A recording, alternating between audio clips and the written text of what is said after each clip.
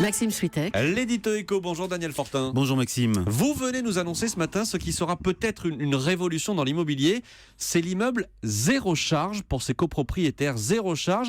Alors il existe presque ce bâtiment, il va être disponible en 2018, mais on peut y réserver son appartement à partir d'aujourd'hui.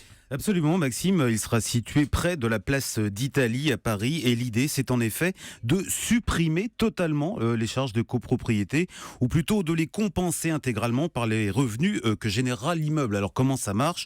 Eh bien c'est assez simple, une partie du rez-de-chaussée sera mise en location par la copropriété elle-même à des commerces ou à des sociétés et c'est elle, la copropriété, qui encaissera les loyers et ces recettes viendront donc se substituer aux charges.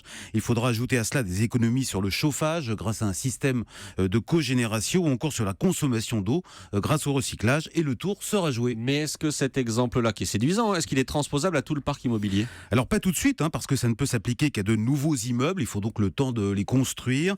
Mais ce système a sans doute de l'avenir car il apporte une vraie réponse à un problème qui s'étend, c'est celui de la paupérisation des copropriétés. Vous savez, un immeuble, c'est un peu comme une France en miniature. Vous avez ceux qui sont un peu plus riches ou au contraire plus pauvres que les autres. Et quand il faut payer les travaux, eh bien les choses se gâtent.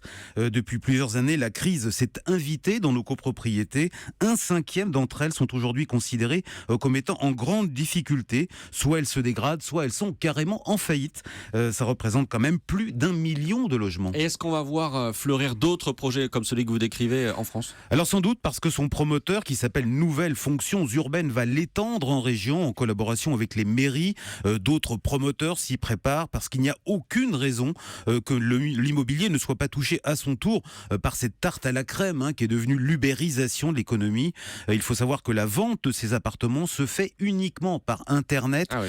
Plus d'intermédiaires, plus d'agences, moins de frais de commercialisation, ce qui réduit encore le coût global de l'immeuble. C'est sans doute l'avenir. En tout cas, on a envie d'y croire. L'avenir de l'immobilier. Merci beaucoup. C'était l'édito éco d'Europe 1. Merci Daniel Fortin.